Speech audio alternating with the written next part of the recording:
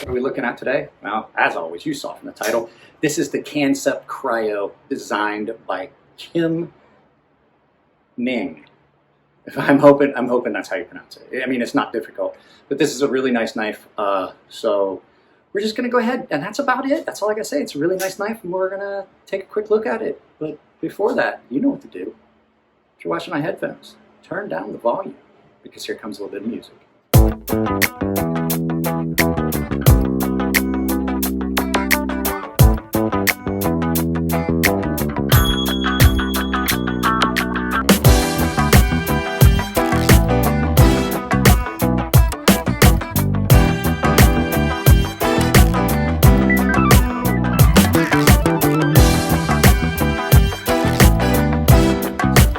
Playing behind me is a channel called Lu10.9. He is a creator. He does a lot of Warhammer 40K content, talks about the origins and things like that. I love that game. I love the whole story behind it. I've read a bunch of books.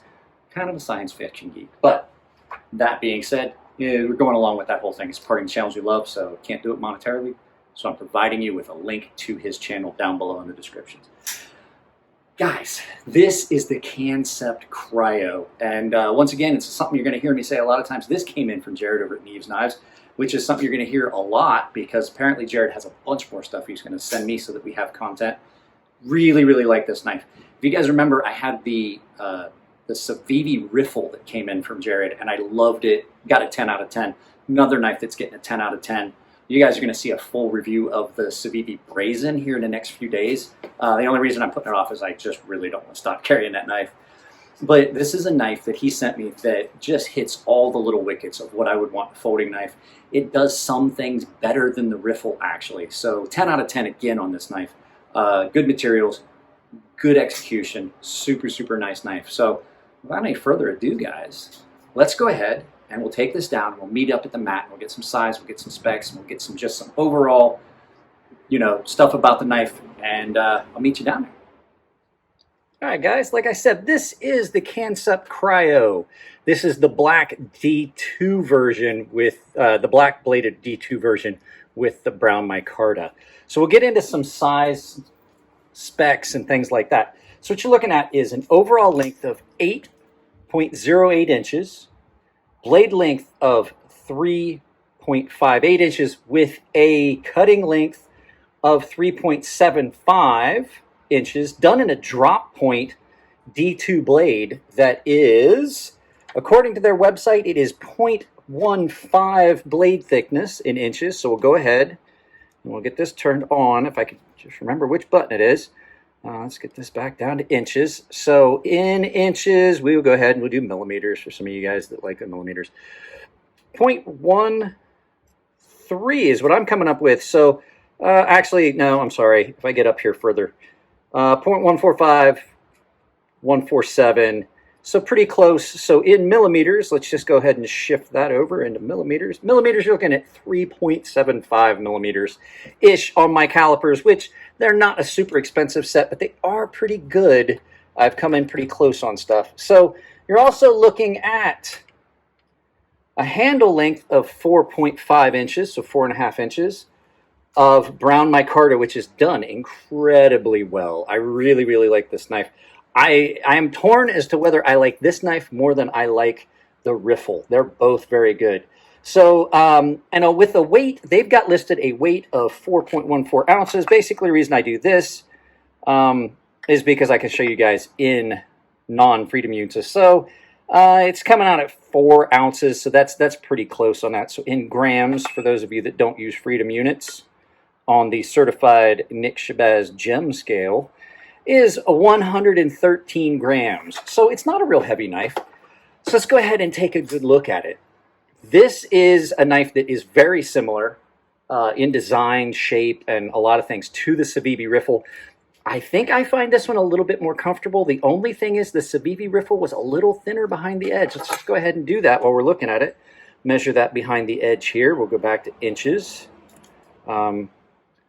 In inches, directly behind the edge, you're looking at 0.155, almost 0.16, which is in millimeters. There you go. Let's do that. And let's go ahead and put it in millimeters. That's 0.41 millimeters.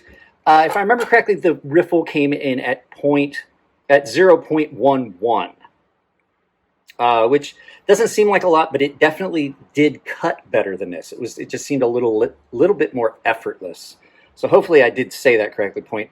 0.015 in thickness, so I don't have to go in and fly in one of those things that makes Mike look like a dummy. I do like the pocket clip on this knife a lot better than the riffle. It's not as proud. It doesn't seem to have the height to it. It's not as uncomfortable in hand. And just the shape overall of this knife, I think, is a little bit more comfortable. So you're going to give up a little bit in, some of the cutting prowess, but not much. This knife still cuts incredibly well.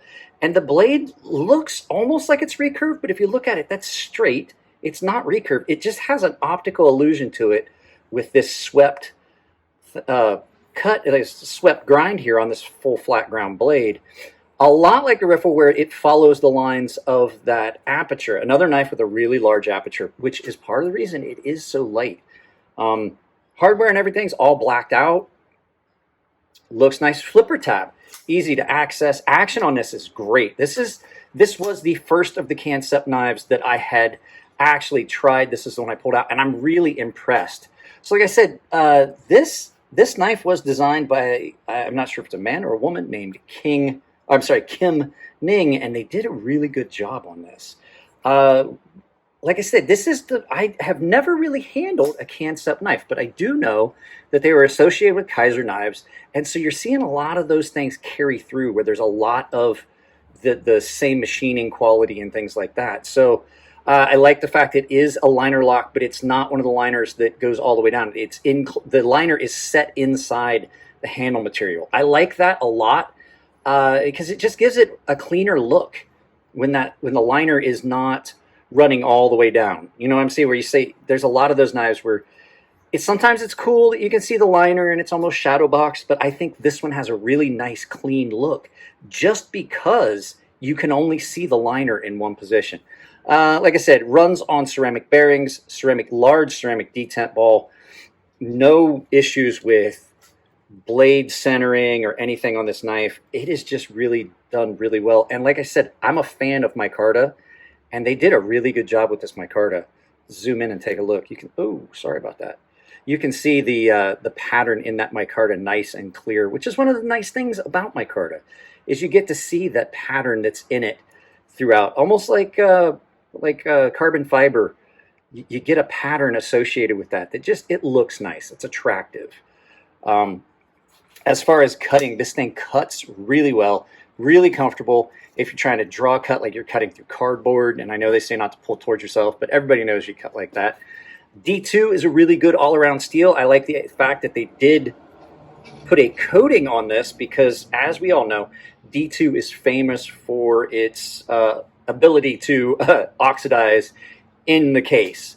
So having a coating on it is a good idea. It prevents a lot of the other issues. I have several other knives in D2, and I wound up doing a ceramic coating on them, like my QSP Penguin and things like that. Another knife that I recommend down in the affiliate links down below in the description. I will get a link to this if I can find it on Amazon. Since I have an affiliate program with them, I will try to find this knife on Amazon and put a link to it in the description.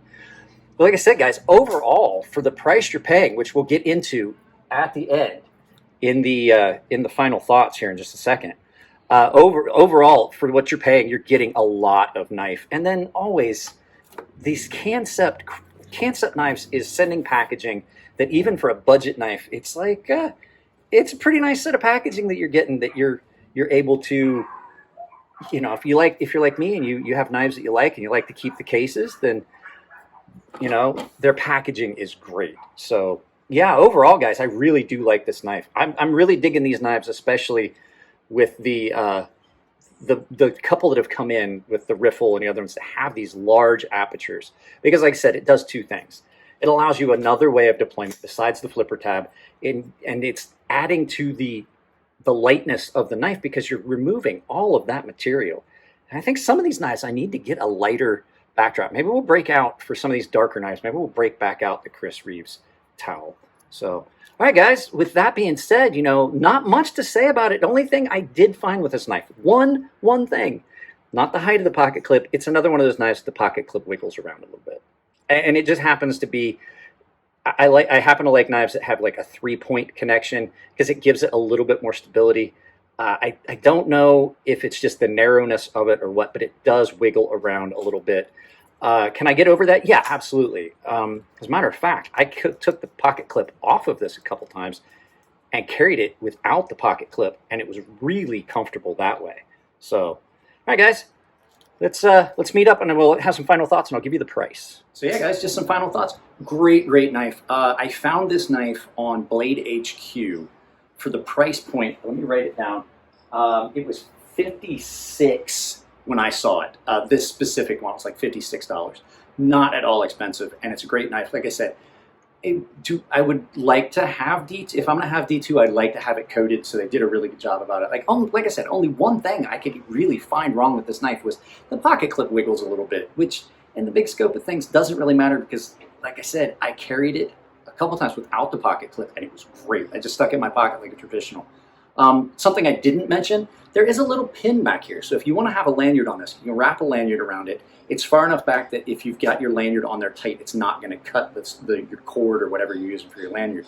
So nice overall knife, nice clean lines. Everything about it is great. If it was just a little bit thinner, I think it would be a 1-to-1 match for the CIVIVI Brazen. The only thing that not the Brazen, I'm sorry, but the Riffle. The only thing the Riffle did better than this knife, it cut just a little bit better because it was just a little bit thinner. But I mean, in the big scope of things, I think this one's a little bit more comfortable. So yeah, I think I said it earlier, another 10 out of 10 for some of these companies that are providing budget knives. I would put this up against way more expensive knives. Great showing from Kansept. So good job, Kim. Like it. Guys, if you like the videos, please give them a thumbs up. If you don't like them, give them a thumbs down. Please try to tell me why. If you want to support the channel like I'm doing here and you just want to share the content, that's incredible. But if you can and you want to support the channel monetarily, there is a join tab down below for a monthly subscription where you get exclusive content, you get early access to all the videos. I do specific giveaways for premium tier members. I'm doing a giveaway next month, not this month. This is July. Next month, August, I'm doing a giveaway for all the members of the top 2. Just looking, that doesn't really enter you into the giveaways. So, like I said, if you just like a specific video, there is a super like button below. I think that's what they're calling it now. It's just basically giving me applause, saying thanks for a good video.